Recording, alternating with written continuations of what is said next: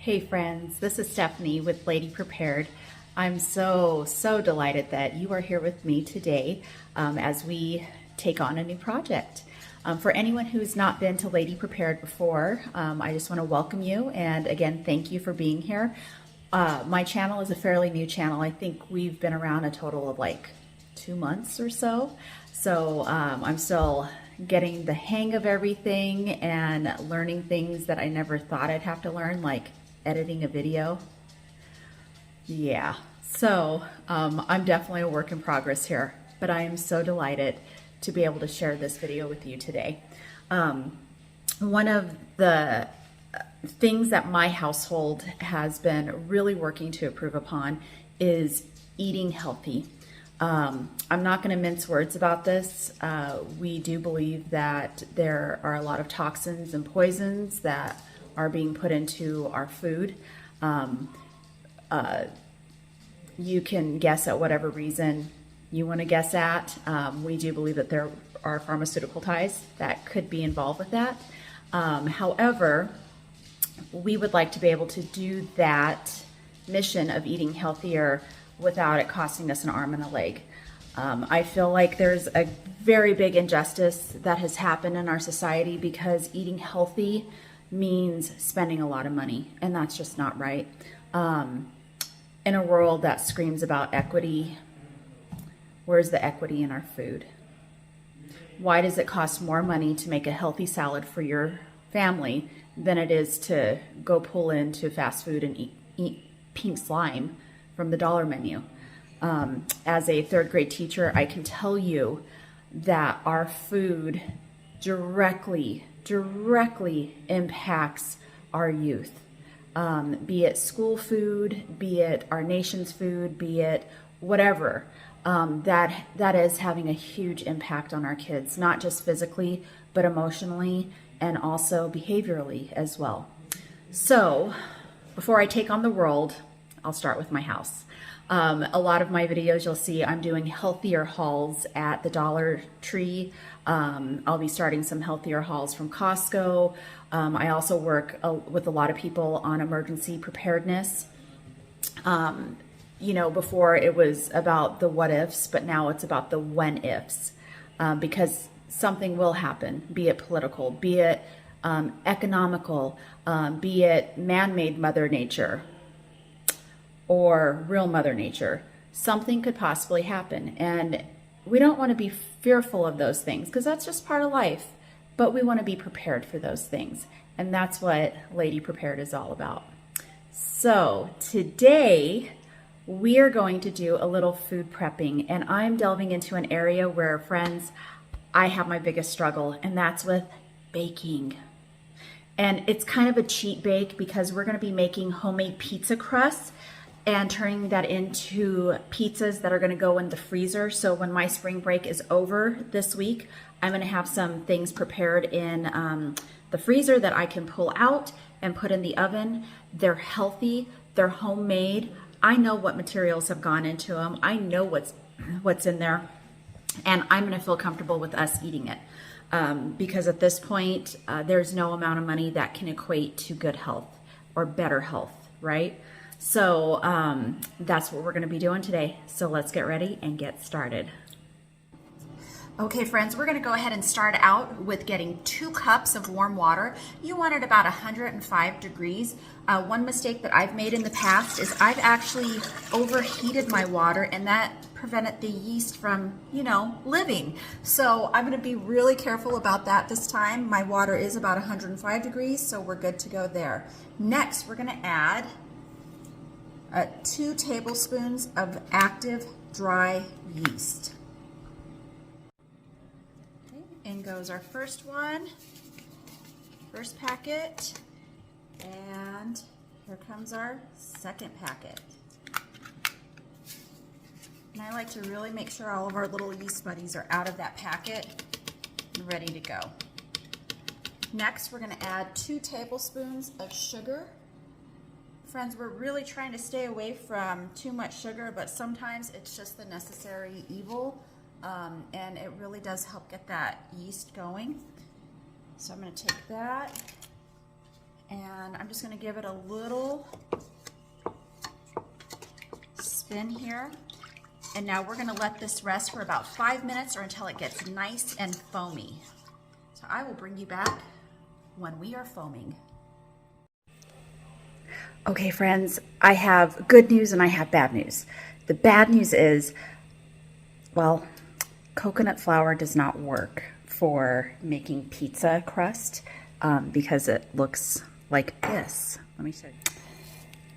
Yeah, it doesn't look like a pizza crust to me either. So I had to make do and I restarted, and look at this right here. We have foamy yeast. So that means we are back in business, baby. We are gonna be making this pizza crust and nothing's gonna stop us with the exception of coconut flour, but we're good.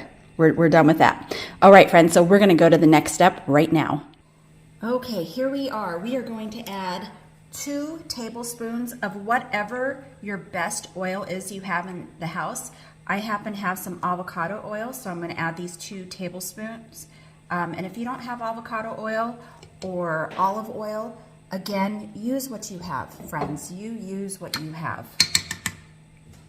Okay, and now we're going to take we're gonna start with 2 cups of regular flour.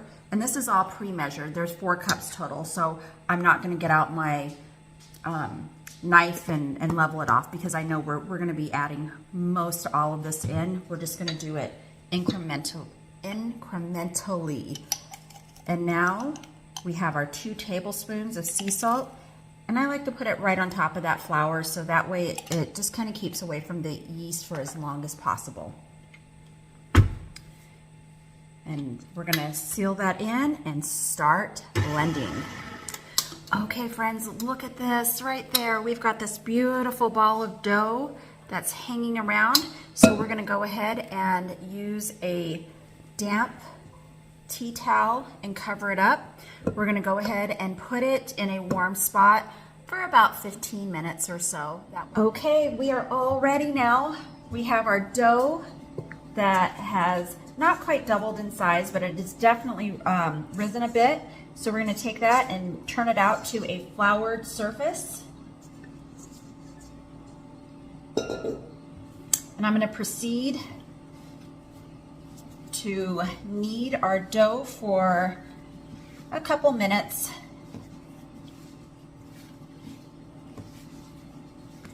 I'm gonna flatten this out just a little bit. And I am going to do a little razzle dazzle to our crust. I have some fresh basil right here.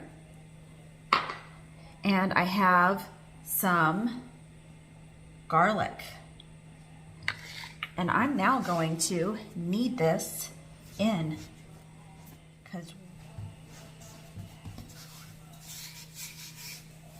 And here we go. We are starting the rollout stage. Okay, so here we are.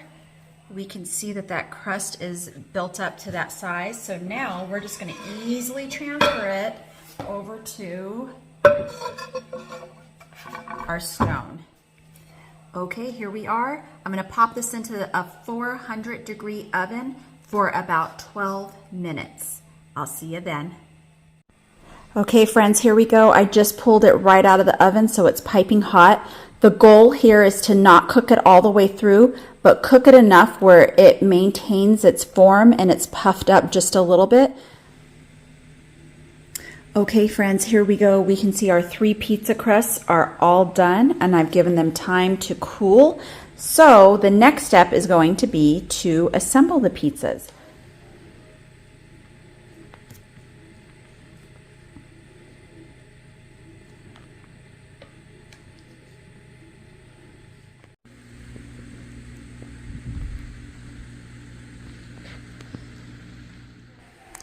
Okay, friends, we are at the point where all the pizzas are already assembled with all that good stuff on there.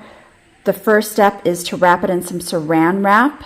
And then after that, just to make sure that it can withstand the coldness of the freezer, and we really don't like freezer burn. So we're gonna take the additional precaution and put 2 layers of foil on there. And then of course, add it to the date. In all honesty, pizza doesn't ever really last too long in this house. As you can see, there's 2 pizzas. We started out with 3.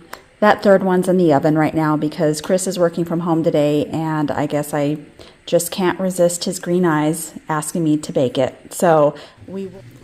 Oh my goodness, look at how delicious this pizza looks. I put it in the oven at 450 for 15 minutes, and it is perfect. The crust, let's see if I can show you underneath. Oh, look at that. That looks amazing. So we will be enjoying this today for lunch, and our other 2 pizzas will be getting put back for future use, or if I need to take dinner for somebody, that will also be a great one. Ooh, well, there we go. We are all done with our pizzas today. I think it was a success, minus our little mix-up with coconut flour. But after we persevered through that, we just had a great crust. If I can do it, anybody can do it. And what a healthy way, and what a fun way, and what a delicious way to make sure that we are putting the best that we can put on our tables at any given point.